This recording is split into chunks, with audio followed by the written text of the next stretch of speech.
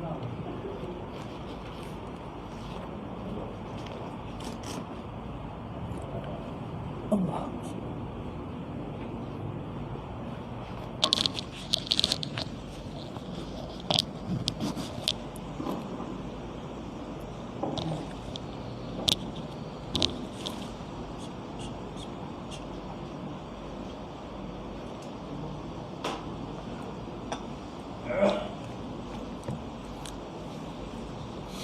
A'udzubillahi minasyaitonirrajim. Bismillahirrahmanirrahim. Assalamualaikum warahmatullahi wabarakatuh. Alhamdulillahi rabbil alamin, wassalatu wassalamu ala asyrafil anbiya wal mursalin wa ala alihi wa sahbihi ajma'in. Subhanaka la ilma lana illa ma 'allamtana innaka antal alimul hakim. Rabbi shrah li sadri wa yassir li amri wahlul 'uqdatam min lisani yafqahu qawli. Ya muallima Ibrahim al-hikmata 'allimna, ya mufahhima Sulaiman fahimna, fafahamnaha Sulaiman wa kullan atayna hukma wa ilma wa sakharna ma'a Daud al-jibal yusabbihna wa at-tayru kunna fa'ilin. Ya Rabb Sulaiman wa ya Rabb Ibrahim wa ya Rabb Musa wa Isa wa ya Rabb Muhammadin sallallahu alaihi wasallam, akhrijna min zulumatil jahli wan nisyan bi rahmatika ya arhamar rahimin.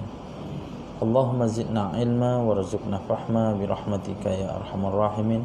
Allahumma nawwirna bi nuri ilmik wa ab'idna nisyan bi rahmatika ya arhamar rahimin. Allahumma rzuqna fahman nabiyyin wa hifdzal mursalin wa ilhamal malaikatil muqarrabin rahmatika ya arhamar rahimin. Alhamdulillahirabbil alamin. Alhamdulillah, sama-sama kita memanjatkan kesyukuran kehadrat Allah Subhanahu wa taala, keizinan daripada Allah Subhanahu wa taala. Hari ini kita bertemu kembali, hampir 3 minggu tak jumpa. Minggu yang ketiga lah kita jumpa kembali. Dan minta maaf lah banyak-banyak. Allah. InsyaAllah saya minta maaf banyak-banyak lah atas ketidakhadiran saya.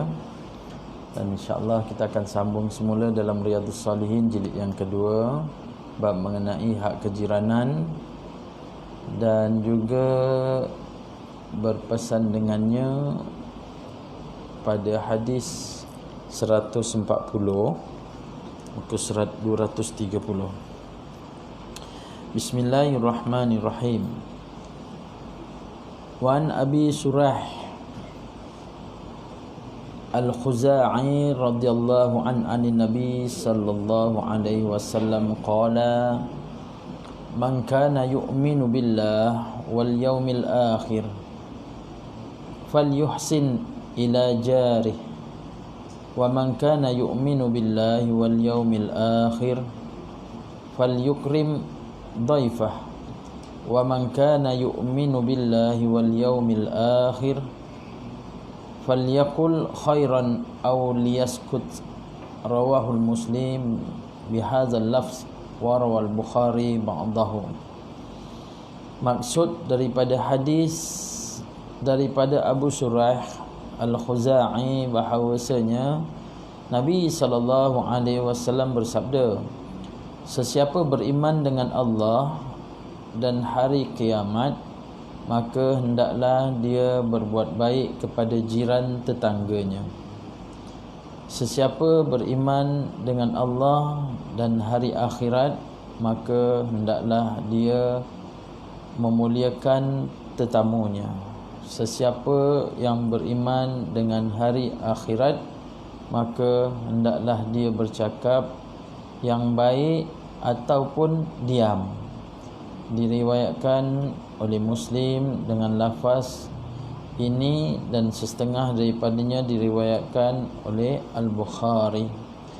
Ibu-ibu, ayah-ayah yang dirahmati Allah Subhanahu wa taala, satu daripada hadis yang diriwayatkan oleh Abi Suraih di kalangan golongan sahabat yang jarang kita dengar, dia menyatakan bahawa Nabi sallallahu alaihi wasallam bersabda, barang yang siapa ini beriman kepada Allah dan Rasul, maka yang pertama Nabi menyatakan bahawa ialah orang yang berbuat baik dengan jiran.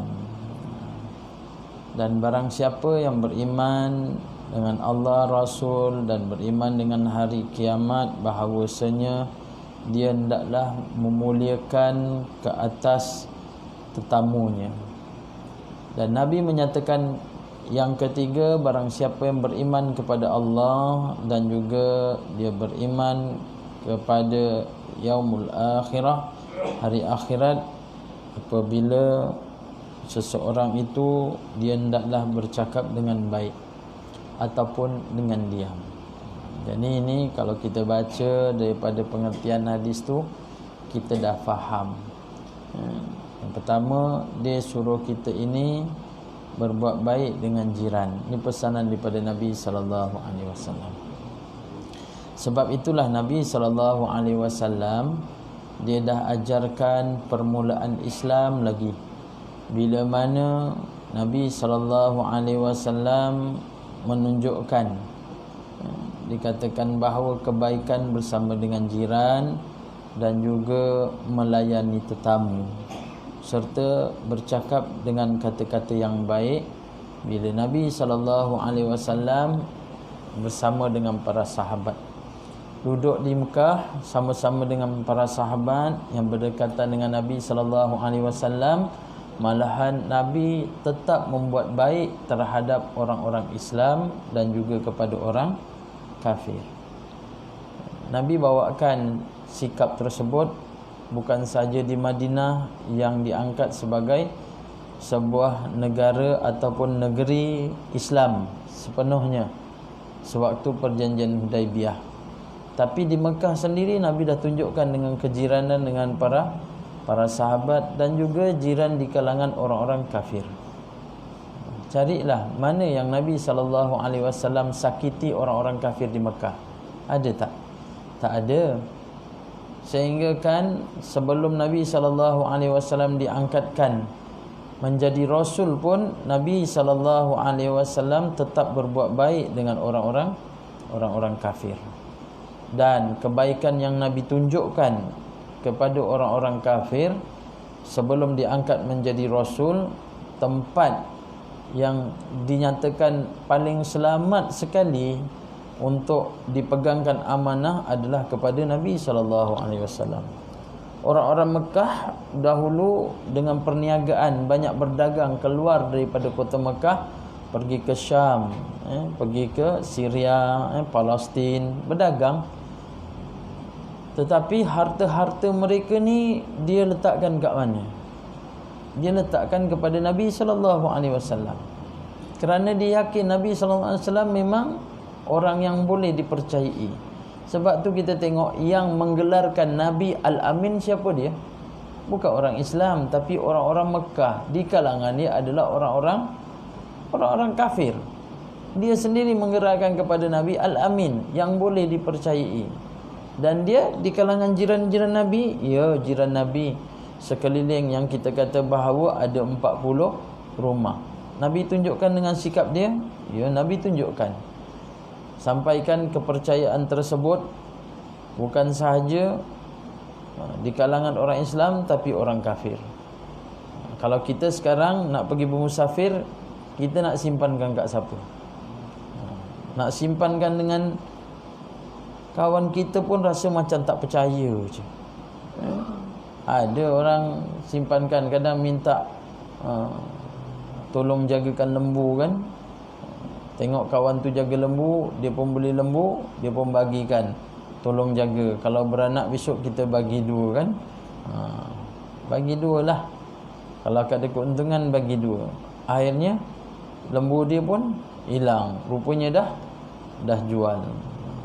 Mungkin kat Bertamalim tak nampak benda ni, tapi ada di antara yang pergi kawasan-kawasan perkampungan, ada di kawasan-kawasan penternakan, di filda-filda, dihantarkan, bagikan, belikan anak lembu, belikan lembu. Setahun patut beranak satu, tapi dibeli 10, setahun hilang satu. Betul tak? Ada berlaku sedemikian. Ada orang yang nak keluar daripada bermusafir, nak simpan kat mana? Yang nak pergi Mekah. Risau nak pergi Mekah ni, tengok anak dia, aku bagi kat Alung ni kang. Bergaduh pula angah. Dengan angah pula ni. Akhirnya hantar kat bank. Sebab tu ada di kalangan orang kita yang nak musafir jauh, dia boleh simpan emas perak dia kat mana? Kat bank. Selamat tak? Selamatlah kat situ. Tapi kalau kat rumah rasa macam tak selamat.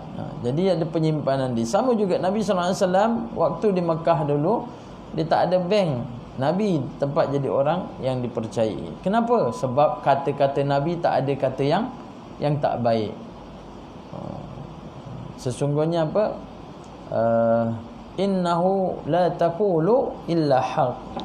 Sesungguhnya tidak ada kata-kata yang diucap oleh Nabi sallallahu alaihi wasallam kecuali kan yang betul saja. Itu kata-kata Nabi. Sebab itulah Allah Taala menyatakan dalam Al-Quran, wa ma yantiqu 'anil hawa in huwa illa wahyu yuha. Kata-kata Nabi ni adalah kata-kata daripada wahyu Allah Taala. Apa yang Nabi ucap semua adalah daripada kata-kata Allah. Allah yang beritahu kepada Nabi SAW, sudah sampaikan melalui Jibril, Nabi sampaikan. Hatta tak dapat dijawab, menanti tunggu Jibril bagi tahu kepada Nabi SAW. Kenapa?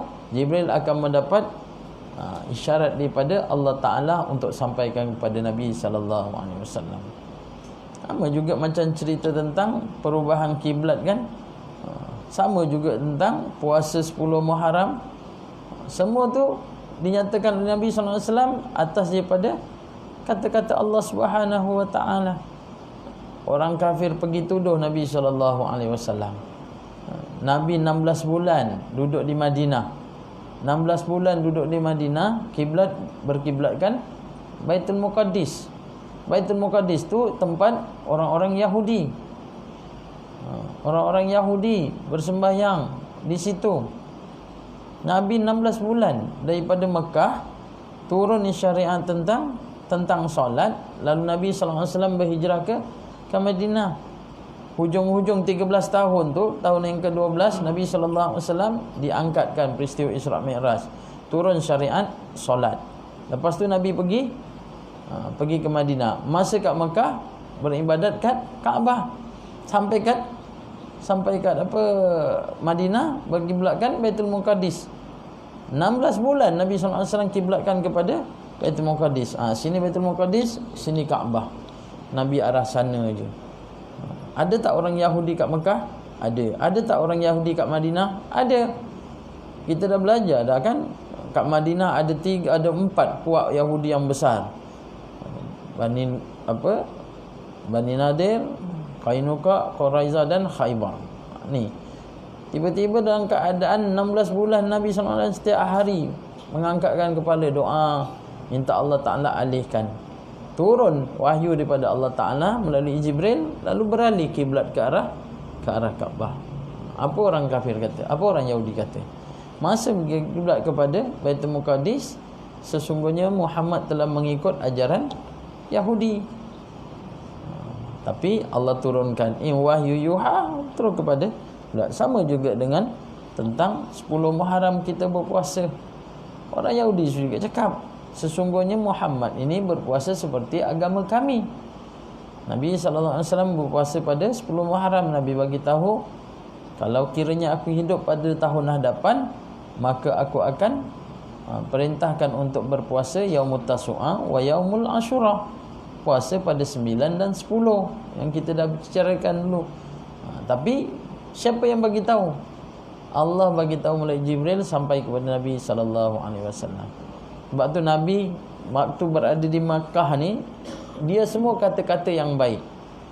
Tapi orang-orang kafir dia tidak boleh terima dengan kata-kata daripada Nabi SAW, kerana dia menganggap bahawa Nabi membawa ajaran yang sesat. Ajaran yang sesat dengan kata-kata sihir. Sebenarnya dia adalah wahyu daripada Allah Ta'ala. Dan Nabi bagi tahu, barang siapa yang beriman kepada Allah dan juga Yaumul Qiyamah, dia kena ikram duyuf dipanggil. Maknanya dia kena muliakan tetamu. Maksudnya kita kena bawakan.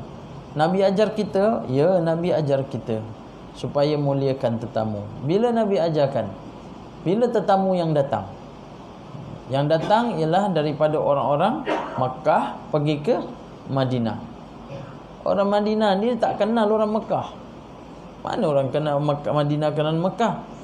Masa mula-mula orang Madinah datang ke Makkah pun bukan cari saudara dia. Dia cari siapa? Cari kekuatan yang ada kat Makkah, supaya dapat menolong puak dia untuk menghancurkan satu puak lagi yang berada di Madinah. Tapi apa Nabi cakap? Dia menggunakan kata-kata yang baik.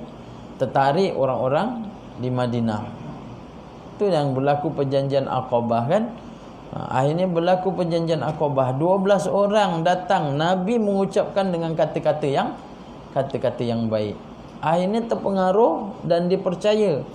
Nabi ini membawa satu utusan yang sempurna. Nabi utuskan sahabat dia. Siapa nama? Mus'ab bin Umair. Antara golongan orang yang awal-awal masuk Islam. Mus'ab bin Umair, seorang lelaki yang kacak, handsome. Ayah tahu tak macam mana nak tahu orang lawa, orang lelaki handsome? Kalau ada orang lelaki memuji lelaki tu handsome, memang handsome lah dia. Tapi kalau dia puji diri dia, aku handsome, tu bukan. Kalau kita 2-3 orang kita kata imam kita handsome, dia handsome lah tu. Itu nak tahu kalau seseorang tu handsome ataupun orang tu kacak. Mus'ab kacak, memang kacak sungguh. Orang-orang Mekah ni kenal sangat dengan Mus'ab sebab dia punya kecantikan ni luar biasa. Anak-anak dara di Mekah ni semua tertarik dengan Mus'ab. Dah lah handsome, kacak, kaya pula tu. Rasa-rasa perempuan-perempuan nak tak macam ni? Tak nak. Tak nak tapi angguk. Dah lah ada dia punya apa? Ciri-ciri dah ada dah. Dah lah handsome. Lepas tu kaya pula. Nak. Kerana apa? Kerana dia punya kacak dia ni dan juga kaya dia. Kalau dia berjalan ni orang boleh kenal. Dia belum datang orang dah boleh kenal dah. Itu adalah Mus'ab. Kenapa? Sebab minyak wangi dia seorang je yang pakai macam tu punya wangi. Kalaulah handsome, patu wangi, suka tak orang perempuan? Suka. Lepas tu kaya pula. Allahu Akbar. Macam dah kena dengan ciri-ciri aku. Ni kata orang perempuan lah. Memang naklah ciri-ciri macam tu. Allahu Akbar. Tapi bila dia dapat Islam, dia tinggalkan semua. Mak dia tak nak makan. Akhirnya bawa kitab Al-Quran, perjanjian Aqabah pertama, pergi ke Madinah. Sebatang kara tu pergi, bawa kitab Quran. Kalau nak tengok cerita tentang Mus'ab, dialah lelaki yang gugur dalam peperangan Uhud. Dan dikatakan bahawa jenazah dia yang ditarik, ditutup, tutup kepala nampak kaki, tutup kaki nampak kepala. Nabi sedih melihat keadaan zuhudnya siapa? Mus'ab. Sedangkan dia kaya, duit dia banyak, harta dia banyak, tapi dia tinggalkan semua kat Mekah. Kenapa? Sebab mengikut turutan daripada kehendak arahan Nabi SAW pergi ke Madinah. Bayangkan dia bawa pergi ke Madinah, orang Madinah masuk Islam. Orang Madinah kenal ke orang-orang Mekah? Tak kenal. Tapi atas daripada yang dibawa oleh Mus'ab, orang Madinah ramai masuk Islam, tertarik. Tahun berikutnya datang 71 orang daripada Madinah ni, beramai-ramai pula 71 orang pergi ke mana? Pergi ke Mekah lagi sekali. Nak jumpa siapa? Jumpa Nabi. Untuk apa? Nak bawa Nabi pergi ke Madinah. Kenapa? Sebab dia minta supaya cahaya Islam, ajaran Nabi SAW ini berkembang di Madinah. Orang Madinah hajak. Sebab itulah dikatakan bahawa bila Nabi SAW bertemu dengan orang-orang yang Madinah datang 71 orang. Dia nak ajak. Nabi SAW ikut tak? Nabi tak menyatakan bahawa dia ikut, tapi minta kebenaran dengan siapa? Pakcik dia. Pakcik dia siapa? Ibnu Abbas. Ibnu Abbas. Abu Talib dah meninggal dah. Ibnu Abbas. Ibnu Abbas Islam tak masa tu? Belum Islam. Tapi dia sayang dengan anak buah dia ni. Siapa dia? Nabi Muhammad sallallahu alaihi wasallam. Ibnu Abbas dia adik-beradik dengan Abdullah bin Abdul Muttalib. Kenal tak Abdullah bin Abdul Muttalib? Kalau tak kenal baliklah macam ni. Abdullah bin Abdul Muttalib ialah bapa Nabi. Ibnu Abbas ni adik-beradik dengan Abdullah. Sayyidina Hamzah bin Abdul Muttalib. Itu adik-beradik ayah Nabi dan juga Ibnu Abbas. Abu Lahab pun bin Abdul Muttalib pun adalah pakcik Nabi, adik-beradik dengan Hamzah, adik-beradik dengan Abdullah bin Abdul Muttalib dan adik-beradik dengan Ibnu Abbas. Dia di antara yang masuk Islam. Yang terakhir yang terakhir siapa? Abu Talib. 4 orang di antara yang lelaki. 2 masuk Islam, 2 tak masuk Islam. Yang masuk Islam Ibnu Abbas dan Sayyidina Hamzah. Orang-orang Madinah minta supaya bawa Nabi. Tanyalah pada pakcik aku. Ibnu Abbas kata, kalau seandainya engkau sanggup untuk menjadi pelindung kepada Nabi, maka aku benarkan. Maka dia kata, kami ni sanggup korbankan diri kami. Akhirnya dia balik. Ni nak cerita tentang apa? Cerita tentang bagaimana sambutan orang-orang Madinah terhadap orang-orang Mekah. Orang Mekah nama dia Muhajirin. Bila datang ke Madinah, orang Muhajirin tu dipanggil sebagai apa? Tetamu. Tetamu kan? Betul tak? Yang datang daripada Mekah. Masa dia datang ke Madinah, orang Madinah tu menjadi tetamu kepada orang-orang Mekah. Siapa yang sambut? Nabi sambut. Nabi muliakan dengan cerita tentang kebaikan. Diajar dengan kebaikan. Tertarik orang Madinah, rasa puas hati, dia pun balik. Sebab tu kalau kita pun sama, ayah-ayah kita, mak-mak kita pun kalau tetamu datang, apa dia cakap masa belum balik? Apa dia cakap? Datang lagi. Lepas tu apa dia cakap lagi? Tak tahu apa dia cakap lagi.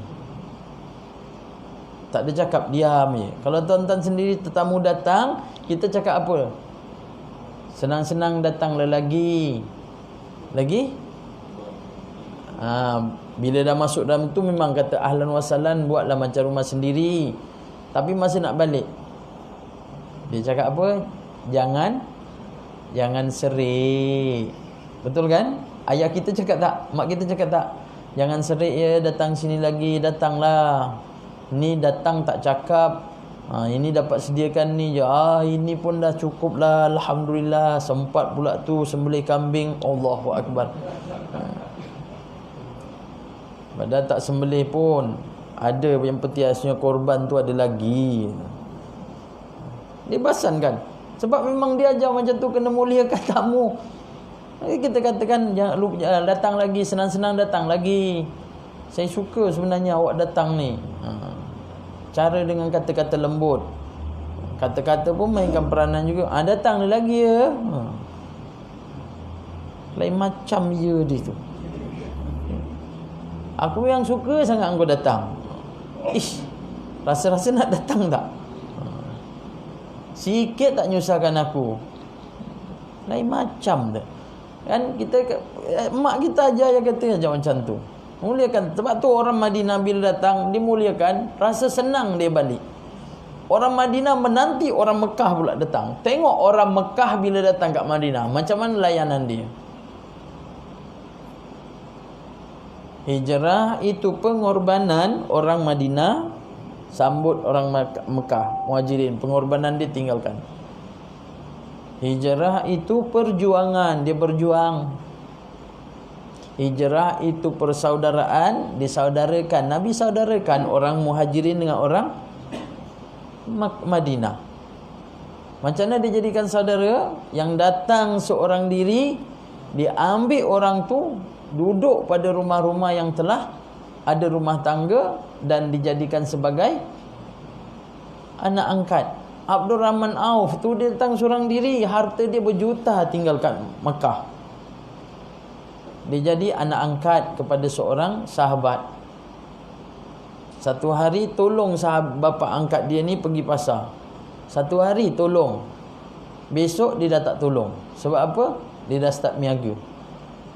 Hari ni belajar, esok terus miaga sendiri. Lepas tu jadi saudagar paling kaya kat Madinah, Abdul Rahman Auf. Dia persaudarakan dia. Sebab tu kadang kita tengok muliakan tetamu, kadang tetamu itulah jadi saudara kita sampai mati. Bukti dia, ada orang yang pergi Mekah tu kan, pergi Mekah, dia duduk satu maktab. Haji duduk mana? Duduk Selangor. Kerja apa Ji? Kerja KKM, Kementerian Kesihatan. Ni saya kerja cikgu. Oh alhamdulillah. Masa nak balik tu siap hantar, siap bagi alamat. Senang-senang datang Melaka, cuti-cuti rehat lah duduk kat rumah saya. Akhirnya dia datang cuti. Tahu tak, dia punya baik kawan masa haji sampai mati. Kerja kahwin anak, dia tidur kat rumah kita. Abang-abang kita pun dia datang malam, petang-petang, malam dia balik. Tak ada tidur. Tapi yang tidur kawan-kawan. Dia buat baik, jadikan macam tu. Macam orang Muhajir dengan orang Ansar. Tapi taklah sehebat macam orang Ansar. Sebab orang Ansar tu sampaikan, dia bagi anak dia untuk kahwin. Tetamu-tetamu yang datang daripada Muhajirin, seorang diri, dia cakap, aku ni ada anak perempuan. Jadi sekiranya engkau ini berumah tangga, kau pilihlah anak perempuan aku, mana yang kau nak. Mampu tak kita? Tengok dulu atas bawah. Aku ni tak berapa kenal engkau ni, nak bagi anak aku terlokup anak aku. Tu satu. Yang kedua, yang lagi hebat orang Ansar, apa dia kata? Aku ni ada 2-3 orang isteri. Kau pilihlah mana satu isteri yang kau nak daripada isteri aku ni. Ada 65, ada 45, ada 25. Siap tawarkan mana yang kau nak. Ayah-ayah nak yang berapa, umur berapa? 65 jadi kawan.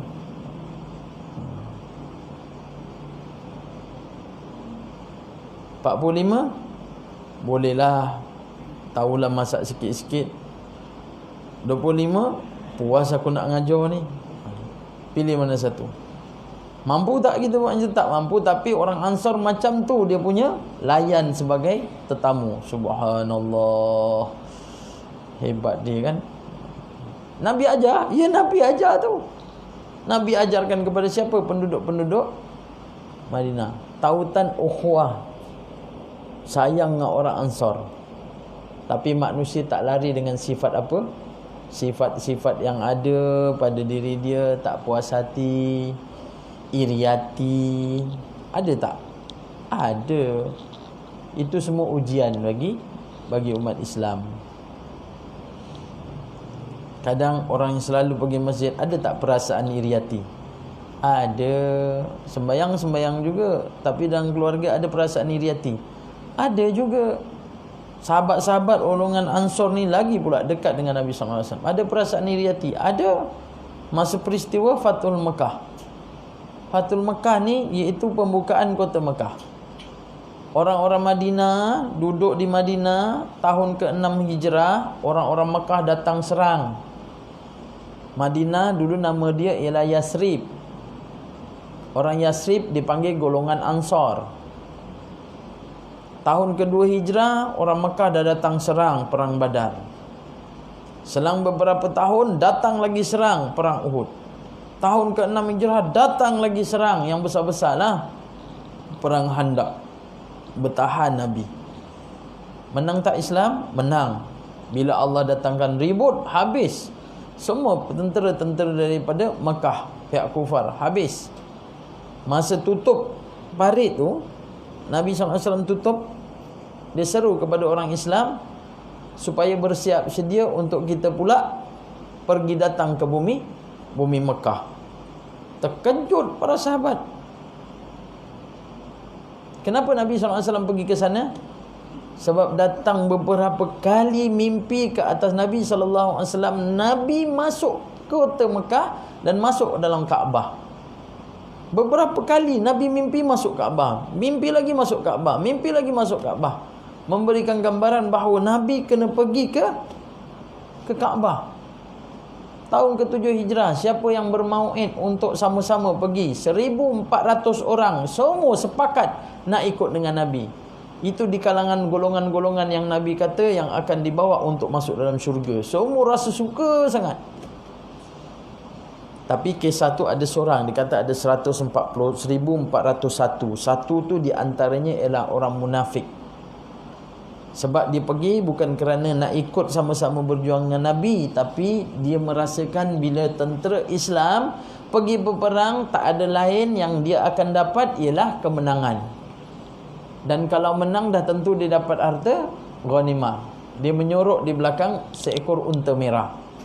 Sebab masa tu Nabi telah membuat satu perjanjian di bawah pohon Baitus Sajarah. Dikatakan dia telah membuat satu perjanjian di bawah pohon untuk Baitur Ridwan, sepakat mengatakan bahawa Nabi akan angkat pedang, kita serang kota Mekah hingga titisan darah terakhir. Sebab apa? Sebab sahabat Nabi Sayyidina Uthman bin Affan tidak pulang selepas diutus oleh Nabi pergi ke kota Mekah untuk bermesyuarat utusan ni. Khabar berita, kalau sekarang lah kabar dapat WhatsApp, Sayyidina Uthman kena bunuh. Nabi bermau'id, berjanji dengan para sahabat 1,400, kita akan serang kota Mekah hinggakan titisan darah terakhir. Kalau Sayyidina Uthman tak balik. Tapi petang tu Sayyidina Uthman dihantar balik. Dihantar balik, akhirnya tak jadilah. Tak jadi berperang. Nak ceritakan apa? Nak ceritakan perasaan. Perasaan tak puas hati tu ada. Tapi ikat perjanjian dengan perjanjian Hudaibiyah, Nabi tak boleh nak umrah tahun tu. Syarat dia tahun depan, kalau pergi 3 hari, bawa pedang-pedang kena bersarung. Orang Madinah kalau seandainya datang Mekah, orang Mekah tak perlu hantar pulang. Tapi kalau orang Mekah datang ke Madinah tanpa diketahui waris, orang Madinah kena hantar pulang. Bantukan balik orang-orang Mekah yang pergi diam-diam ke Madinah. Rasa macam tak adil. Sayyidina Umar kata tak adil.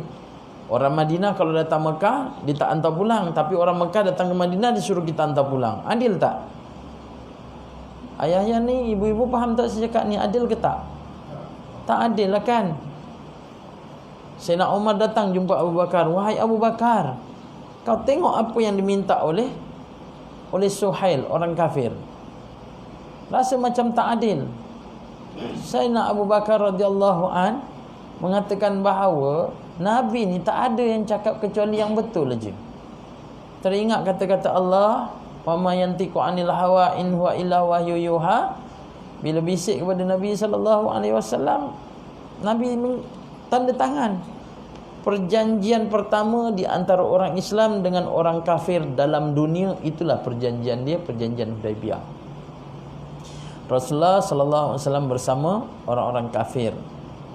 Di antaranya ialah Suhail. Masa tu belum masuk Islam. Yang tulis perjanjian adalah Sayyidina Ali. Bismillahirrahmanirrahim. Muhammad Rasulullah. Suhail tengok ada Bismillahirrahmanirrahim. Dia cakap dengan Nabi SAW, sesungguhnya bagi Tuhan kamu, bagi aku tiada bersifat pemurah dan juga rahim. Padam dengan kalimah Ar-Rahman Ar-Rahim. Nabi minta Sayyidina Ali padam. Sayyidina Ali tak boleh padam. Sebab dia beriman kepada Allah. Itulah sifat Allah Ar-Rahman Ar-Rahim. Aku tak boleh padam ya Rasulullah. Ini adalah zat Allah, kuasa Allah Ta'ala. Nabi yang pergi padamkan. Suhail nak tanda tangan, tengok ada Muhammad Rasulullah. Sesungguhnya Muhammad, engkau ya Muhammad. Kau katakan Rasulullah, engkau adalah utusan Allah Ta'ala. Sesungguhnya aku tidak mengakui engkau adalah utusan Allah. Kalau aku mengatakan tanda tangan ni, engkau utusan Allah, bermaksud aku telah percaya dengan keimanan engkau ada Rasul kepada Allah. Aku tak nak. Saya nak Ali lagi tak boleh nak padam. Sebab kekasih dia Rasulullah SAW. Ali ni anggap bahawa Rasulullah tu adalah kekasih dia juga. Padahal tu bapa mentua dia. Memang dia kasih sungguh. Sebab Nabi sendiri yang bagi tahu selepas perjanjian Hudaibiyah tu, Nabi bagi tahu nak serahkan satu panji Islam tu. Nak serahkan panji Islam untuk perang Khaybar. Perang Khaybar, Nabi bawa satu panji, aku akan serahkan kepada seorang insan yang Allah sayang pada dia, Rasul sayang pada dia, dan dia ini mencintai Allah dan Rasul. Sayyidina Umar kata, kalaulah macam tu, aku tak minta dalam peperangan yang sebelum ini untuk menjadi ketua. Kali ni aku nak. Si Umar tunjulkan diri dia pergi depan. Supaya apa? Panji ni diserah kat dia. Tapi dapat tak? Tak dapat. Sebab panji tu diserah pada siapa? Sayyidina Ali. Tapi Ali tak ada. Mana Ali? Ali sakit. Rupanya Ali sakit mata. Bengkak mata dia ni, merah. Nabi nak serahkan panji tu, tengok Ali tak ada. Panggil Ali. Ali ada kat kemah. Kemah kat mana? Iaitu di Khaybar. Peperangan Khaybar. Peperangan Khaybar ni peperangan dahsyat. Kubu kuat kota orang-orang Yahudi di Khaybar, 140 km lebih lah, di antara kota Madinah dengan Khaybar. Penuh dengan tumbuh-tumbuhan, pokok korma di kawasan Khaybar sekarang ni. Daripada dululah, di antara bandar seumpama macam kota Madinah, penuh dengan orang Yahudi. Tapi dapat ditawan oleh tentera Islam, 1,400 orang. Sedangkan kerajaan Rom cuba serang Khaybar beberapa kali untuk tumbangkan kerajaan Khaybar. Tak boleh. Sebab apa? Dinding dia punya, kubu dia ni 3 lapis. 3 lapis dinding. Ibarat macam ni pintu dia ni, pintu gerbang dia ni. Ni kawasan di pintu gerbang dia. Bila dia kata buka saja pintu tu akan jatuh. Dia akan jatuh macam ni. Maka turunlah tentera. Dan pintu ni besar, tinggi. Tentera Islam ada kat luar. Nak masuk tak boleh, dia ada kat luar sendiri ni. Macam kita cerita tentang peperangan yang berlaku, iaitu di antara Muhammad Al-Fatih dalam pembukaan kota Istanbul ataupun kota Islambol. Asalnya ialah Islambol, sekarang disebut Istanbul. Tanya Piramli, Ketambola. Pintu ni Sayyidina Ali lah. Sayyidina Umar datang minta supaya diri dia dapat. Tak dapat. Mana Ali rupanya? Panggil Ali. Nabi tengok betul Ali ni dah bengkak, mata dia dah merah dah. Rupanya Nabi tak, Sayyidina Ali tak sihat. Nabi pun ambil air ludah dia, dia ludahkan dan dia sapukan kepada mata Sayyidina Ali. Mukjizat Allah bagi Sayyidina Ali, mata dia terus jadi kecut, hilang dia punya bengkak, terus jadi cerah. Dan Sayyidina Ali mengatakan bahawa selepas kena daripada air liur Nabi ni, air ludah Nabi, mata aku terus menjadi terang benderang. Itulah mukjizat kenabian. Bukan macam Musallamah Kazzab yang mengaku menjadi Nabi, yang dibunuh di zaman pemerintahan Sayyidina Abu Bakar. Dia mengatakan bahawa dia Nabi. Sampai kalau orang tanya, wahai Musallamah Kazzab, kalau kamu Nabi, kamu boleh tak buat seperti mana Muhammad? Muhammad buat apa? Orang yang sakit mata dia ludah terus menjadi baik. Kata aku pun boleh. Akhirnya ada orang sakit mata dia ludah, daripada sakit terus jadi buta. Musallamah Kazzab. Cerita Musallamah Kazzab tu, dia nama dia Musallamah, tapi disebabkan dia pembohong, dapat gelaran Musallamah Al-Kazzab, Musallamah yang penipu. Nabi suka dengan bayi. Peristiwa tahnik ke atas Muhammad Abdullah bin Zubair, Nabi tahnikkan, sapukan kepalanya, Nabi sapukan rambut dia lebat. Musallamah disapukan kepala budak, rambut dia gugur satu-satu, akhir botak. Jangan anggap kat sini pula, jangan kata aku ni keturunan dulu yang disapu dengan Musallamah ke. Tak ada, tapi cerita dulu macam tu. Nabi SAW ludah dalam sumur, dalam telaga, air yang telah diracun. Tahu tak air Jakrana kan? Ingat tak air Jakrana? Ada beberapa telaga yang dimasukkan racun oleh pihak kufar sehingga akan mudaratkan pada tentera-tentera Islam. Nabi ludahkan terus jadi tawar, airnya dia wangi. Musalamah cuba buat, dia ludahkan air itu daripada cantik, air terus jadi air longkang. Punya teruknya Musalamah, bahawa dia kata dia tu adalah Nabi selepas Nabi Muhammad sallallahu alaihi wasallam. Akhirnya nak cerita apa? Cerita orang-orang yang keadaan di Madinah ni serang Mekah.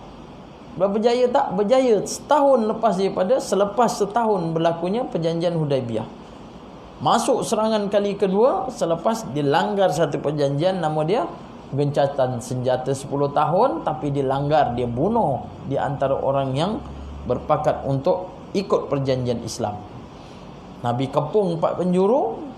Itu yang dulu saya cerita, ada 10 orang yang Nabi kata ada halal bagi dia darahnya kamu berjumpa. Kalau ingat lagi lah cerita tu, tapi saya pasti kalau saya tanya mesti tak ingat dah. Cerita masa tu dengar ingat ustaz, lepas tu tak ingat. Di antara yang Nabi kata, sesungguhnya kalau kamu jumpa 10 orang, seorang di antaranya kamu boleh terus bunuh. Siapa seorang tu? Di antaranya ialah Hindun. Tapi Hindun masa tu dia pakai jilbab. Perempuan Arab kan, dia pakai tudung macam ni, kemudian ditutup ni. Tutup. Nabi ajarkan pada penduduk-penduduk Mekah masa tu dah ditawan, ikut daripada undang-undang yang Allah bagi tentera-tentera Islam, orang-orang Islam, jangan menganiaya orang lain. Jangan kamu membunuh orang-orang yang lain yang tak berdosa. Keluar daripada mulut di antara orang-orang kafir masa tu yang nak masuk Islam tu, di antaranya Hindun. Dia bercakap, dia menjawab kata-kata Nabi sallallahu alaihi wasallam. Kami tidak membunuh, tetapi orang-orang Islam yang pergi membunuh anak-anak kami dan suami-suami kami. Dia kata bunuh dalam peperangan. Nabi tahu itu suara siapa? Suara Hindun. Dengar kata itu di antara 10 orang yang halal darah dia untuk dibunuh. Hindun, ya Muhammad, asyhadu an la ilaha illallah wa asyhadu anna Muhammad Rasulullah. Cepat-cepat dia terus mengucap. Kalau tak mengucap,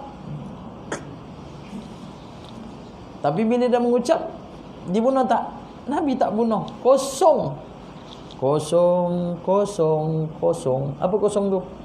Dosa dia habis, Allah ampunkan. Siapa lagi? Ikrimah. Kenal Ikrimah? Kalau saya sebut mungkin kenal. Abang Krim, ingat tak? Ingat kan? Anak siapa tu? Anak Abu Jahal. Abu Jahal ada anak nama dia Ikrimah. Dia lari ke mana? Ke Yaman. Bila Nabi kata ada 10 orang termasuk Ikrimah, dia lari ke Yaman. Isteri dia ditinggalkan Mekah. Isteri dia memeluk Islam. Dia pujuk kepada Nabi SAW, ya Rasulullah, kalau sekiranya suami aku ini masuk Islam, adakah dia ini akan mendapat perlindungan? Sesungguhnya Allah akan ampunkan segala dosa dia, menjadi seperti mana bayi yang baru lahir. Kosong dia ni. Boleh ke di antara ya Rasulullah untuk menjamin keselamatan dia? Islam akan jamin. Itu yang dia terus lari tu.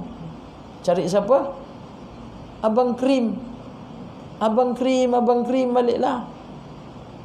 Nama dia Ikrimah, panggillah Abang Krim, balik. Masuk Islam. Akhirnya jadi seorang pejuang.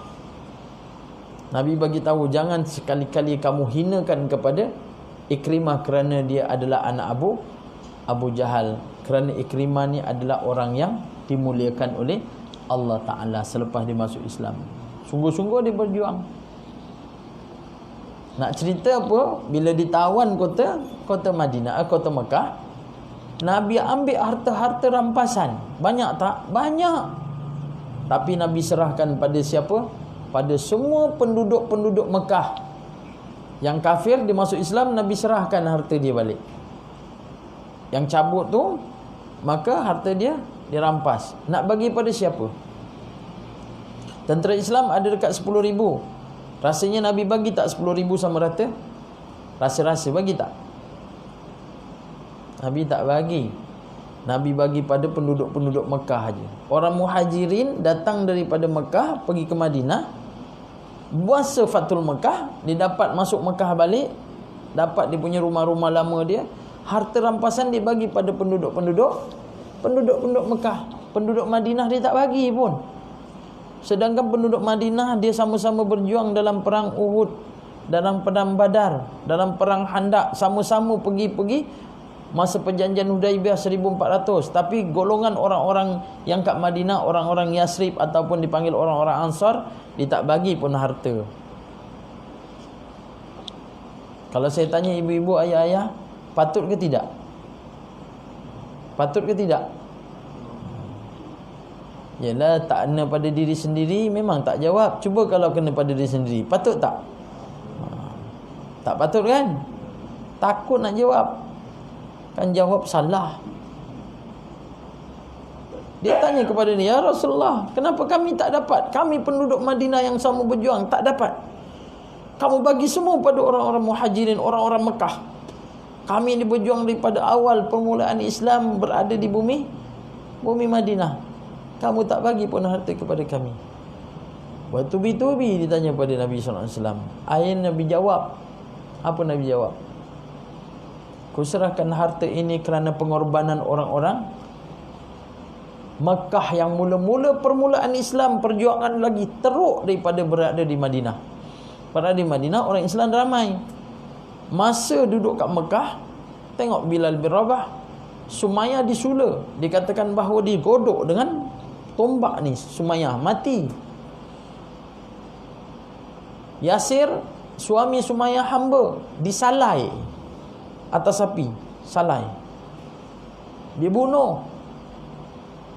Bilal bin Rabah diletak atas bara, dihirit dengan kuda.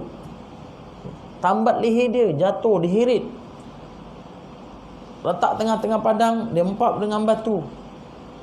Ini orang-orang Mekah, dan dibagi semua harta pada orang Mekah. Tapi kami berjuang. Nabi SAW jawab.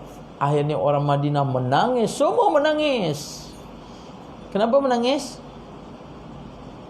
Sesungguhnya aku berikan semua harta ghanimah ini kepada penduduk-penduduk Mekah dan juga orang yang berasal daripada Mekah kerana pengorbanan dia, dan tidak diberikan kepada orang-orang Yasrib. Kerana wahai penduduk Yasrib, aku serahkan diri aku ini kepada engkau semua. Aku serahkan diri aku ni, diri Nabi SAW kepada semua penduduk-penduduk Yasrib.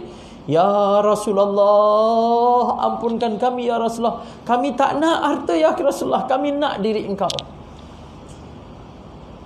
Saya tanya pada ibu-ibu, ayah-ayah, Rasulullah wafat kat mana? Kat Madinah. Rasulullah lahir kat mana? Kat Mekah. Dia tinggalkan tanah tumpah darah dia. Dia duduk di bumi Madinah. Akhirnya bersemadi jasad yang mulia di sisi Allah Ta'ala yang tak hancur, berada di bumi Madinatul Munawwarah, yang kita ni lama sungguh rasa rindu kita tak dapat ke sana kan. Perasaan tu ada. Sebab tu kita ni kadang kita dekat dengan Allah Ta'ala, kita datang masjid, perasaan tu tetap datang goda kita. Iri hati tu ada, geram tu ada. Ada tak? Ada. Geram ya, ustaz tak datang berapa minggu dah. Tak maaf lah tuan-tuan Wa makaru wa makarallah, Allah yang menyusun.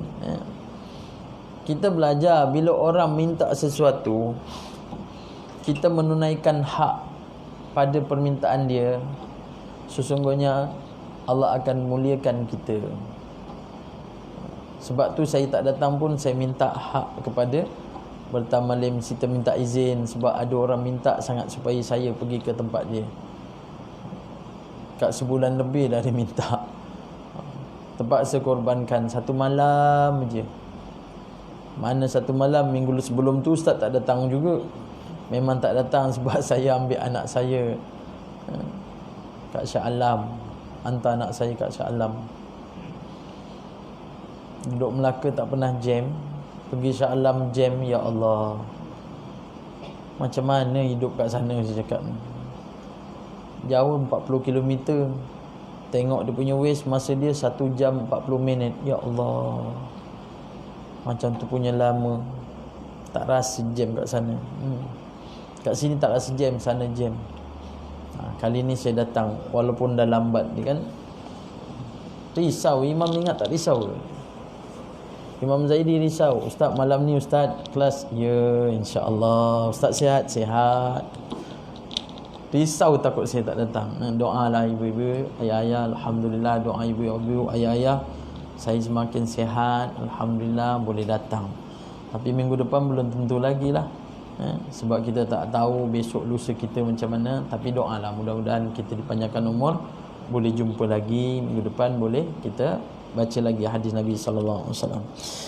Pengajaran daripada hadis, orang yang berbuat baik dengan jiran tetangga, memuliakan tetamu dan bercakap baik atau diam adalah tergolong daripada golongan orang yang beriman dengan Allah dan juga hari akhirat. Yang ini dinyatakan dalam hadis Nabi sallallahu alaihi wasallam. Kita muliakan jiran kita, tetamu kita, dan kita cakap benda-benda yang betul aja, yang baik aja, Allah muliakan kita.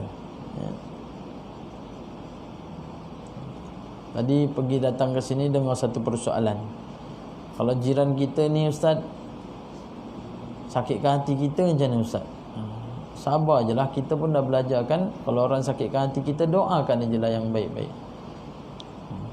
Tapi dia bela ayam ustaz, ayam dia berak kat beranda rumah saya ni ustaz, macam mana nak buat ustaz?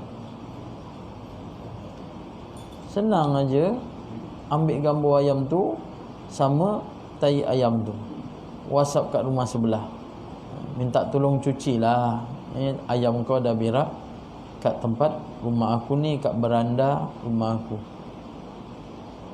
Kena basuh tak? Siapa yang kena basuh? Tuan ayam ke tuan rumah? Tuan ayam wajib dibasuh. Kalau orang belajar dibasuh tak? Dibasuh. Boleh tak ustaz saya tangkap ayam tu, saya sembelih, saya siang-siang saya hantar kat dia ustaz? Boleh tak? Boleh. Boleh belah. Asal boleh je tuan-tuan. Itu bukan boleh, itu asal boleh je. Sebab tu kita jangan menzalimi orang. Zalim ni tempat siapa? Tempat neraka. Kalau kita bela ayam tu, jangan sampai menyusahkan jiran. Kalau kita suruh dia basuh, dia tak nak basuh, tuan-tuan basuhlah. Allah angkatkan pahala pada tuan-tuan. Lepas tu cakaplah dengan ayam tu, ya kau janganlah berak kat sini. Kalau kau nak berak, berak kat rumah tuan kau sendiri. Kau faham tak faham, aku cakap je lah. Mana tahu Allah Ta'ala ilhamkan kat dia kan. Tiba-tiba nak berak betul-betul, dia berak depan pintu rumah tuan dia. Macam mana perasaan marah, macam itulah perasaan sebelah. Nampak engkau ayam tak lama engkau hidup. Rupa doa daripada jiran, alhamdulillah makbul. Besok dah tak nampak ayam tu. Sebab apa? Dah disembelih. Sampai pula ayam tu kat kita lagi. Hai, macam mana boleh sampai? Sebab dia dah masak, dia hantar. Inilah ayam yang selalu berak ni, makanlah gitu. Alhamdulillah. Doa yang baik-baik. Tapi hak jiran, kita dah bincang kan, pokok apa semua tentang jiran. Islam mengajar umatnya supaya menghormati dan memuliakan tetamu. Tadi kita dah bicarakan tentang tetamu. Kita muliakanlah tetamu kita ni. Sebab tetamu ni datang membawa rahmat. Dia pulang membawa apa? Membawa perut. Membawa dosa. Apa maksud membawa dosa? Jadi dosa kita dia dapat dia? Bukan. Bermaksud datang rumah kita, Allah rahmati ke atas kita, rumah kita ni. Sebab tu siapa rumah-rumah yang tidak didatangi oleh orang, maka kena rasa risau. Kena rasa risau. Jemputlah orang datang. Buatkan karipak ke 2 pinggan, ajak Imam Zaidi, datanglah lepas isyak ni datang lah. Risau pula aku dah 3 bulan rumah tak ada orang datang. Tapi jangan panggil imam dia ni, Imam Zaidi je.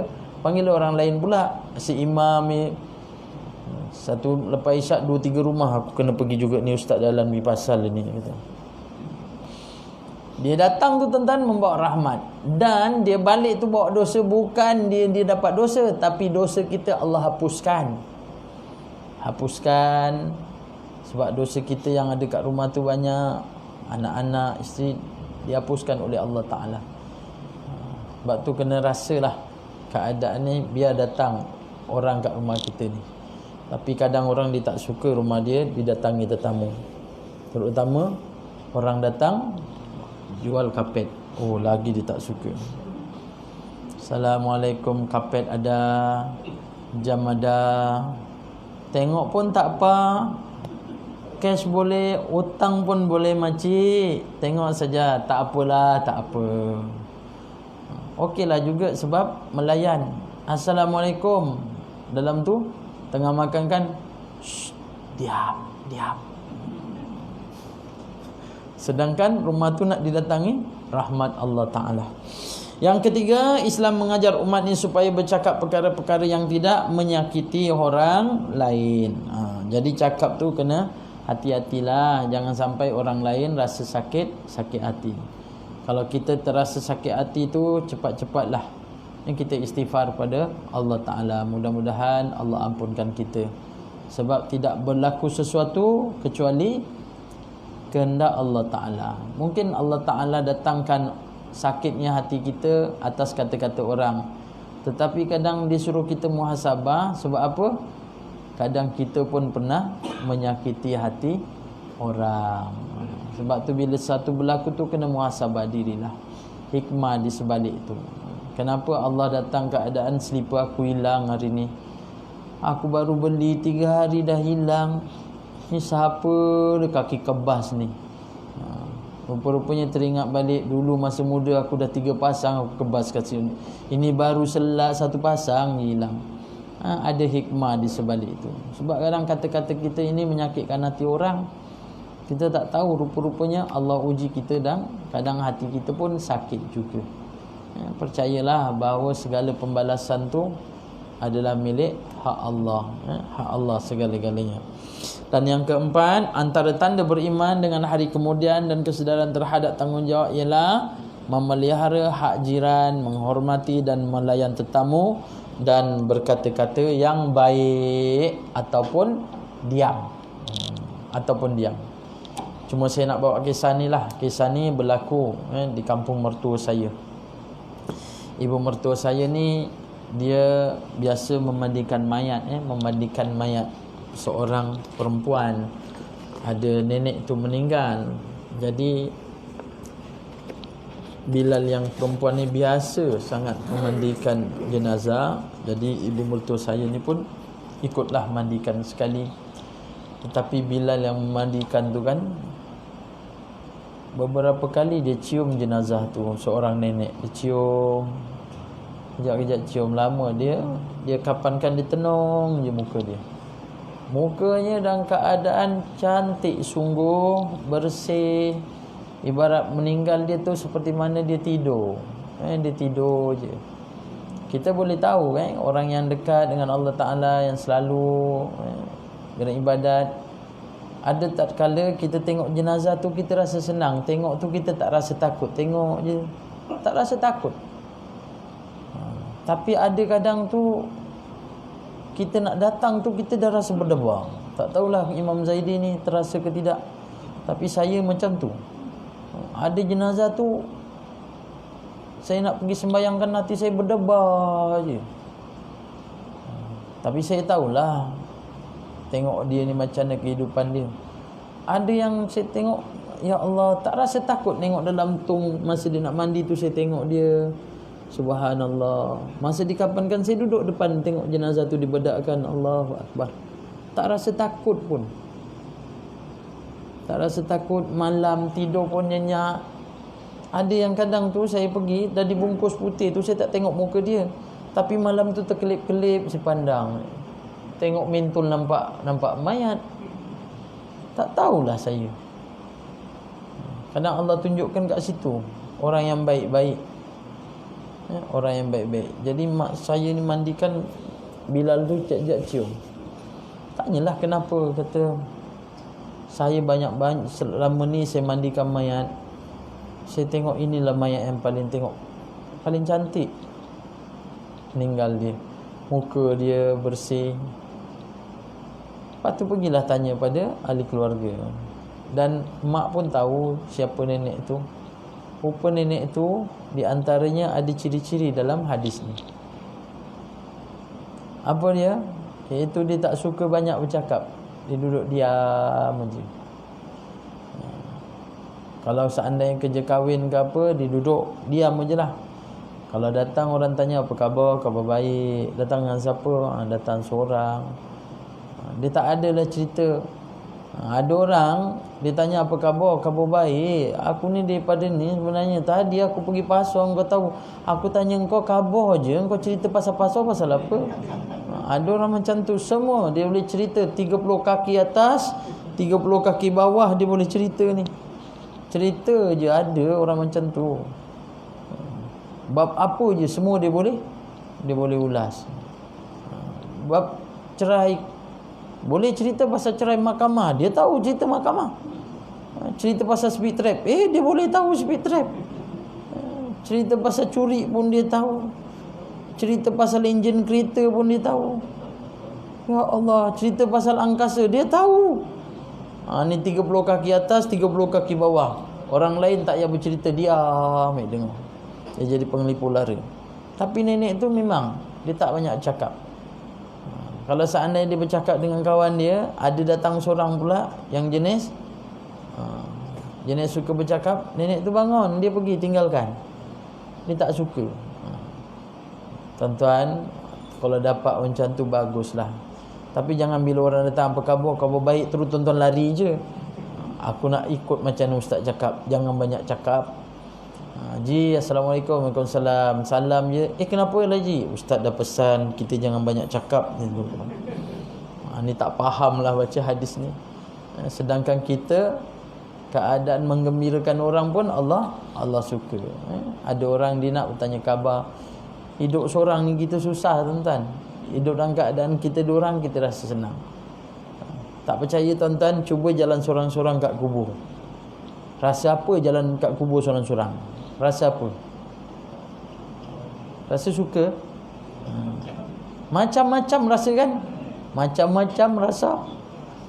Setidak-tidaknya rasa apa? Taklah, bulu roma ni macam meremang je. Walaupun macam tak ada bulu roma, tapi macam meremang. Cuba kalau datang jalan 10 orang, rasa apa? Tak rasa takut. Tutuplah masjid ni, semua tutup. Lepas tu tak macam mana tertinggal cermin mata kat mana? Kat sini belajar kan. Sampai rumah nak buat kerja, cermin mata terlupa. Lepas tu minta Imam Zaidi, kata minta apa? Pinjam kunci masjid. Aku nak ambil cermin mata. Imam Zaidi kata tak apalah, pergilah ambil sendiri. Datang pukul 11.30, 11.45 sorang-sorang. Ada rasa tak? Ada rasa tak? Ada. Buka pintu sana, pintu sini pula raket. Lepas tu ni masuk kunci ni belum masuk tengah bunyi kat jamban pula. Allah. Tapi kalau datang 10 orang, rasa takut tak? Kita tak rasa takut ramai. Sebab tu dalam keadaan ada orang yang kita ni suka hidup dalam keadaan bersama. Jadi insya-Allah lah ibu-ibu, ayah-ayah rahmati Allah Ta'ala, saya rasa cukuplah setakat tu untuk hari ini. Mudah-mudahan kita faham daripada hadis Nabi SAW dan kita boleh amalkan. Daripada tak tahu, kita dah tahu kita buat, kalau boleh kita sampaikan kepada orang lain. Kita belajar tu kerana 3 je. Datang, hilang kejahilan kita. Yang kedua, kita amalkan dengan pengajaran yang kita dah belajar. Yang ketiga, sampaikanlah sekurang-kurangnya, sampaikan kepada isteri kita, anak-anak kita. Tetamu datang tu cakap, sebenarnya orang datang ni banyak pahala. Jadi kawan abang nak datang ni, nanti buatkan air, boleh bang? Semua Allah hapuskan dosa-dosa kita. Boleh bang? Banyak boleh. Saya yang kena buat air. Jangan macam itulah, buatlah. InsyaAllah mudah-mudahan kita dapat amalkan. Dan saya doakan ibu-ibu, ayah-ayah, mudah-mudahan Allah Subhanahu wa ta'ala akan berikan kesihatan, kewalafiatan semuanya, dan juga kebahagiaan, ketenangan, kesenangan, kebahagiaan dunia kita dan akhirat kita. Dan mudah-mudahan kita sama-sama disatukan dalam syurga Allah Subhanahu wa taala. Aqulu qawli hadza astaghfirullah li wa lakum, subhanakallahumma wa bihamdika asyhadu an la ilaha illa anta astaghfiruka wa atubu ilaik. Bismillahirrahmanirrahim. Wal 'asri innal insana lafi husn illa alladhina amanu wa 'amilus solihat wa tawasaw bil haqq wa tawasaw bis sabr. Alhamdulillahirabbil alamin, wassalatu wassalamu ala asyrafil anbiya wal mursalin wa ala alihi washabbihi ajmain. Allahumma ja'al jam'ana hadza jam'an marhuma wa tafarruqana min ba'di tafarruqan ma'suma. Allahumma afina min kulli bala'i dunya wa azabil akhirah wa syarrid dunya wa syarril akhirah. Ghafarallahu lana wa lakum ya karim bi rahmatika ya arhamar rahimin. Wa sallallahu ala sayyidina Muhammad wa ala alihi wasallam. Alhamdulillahirabbil alamin. Assalamualaikum warahmatullahi wabarakatuh.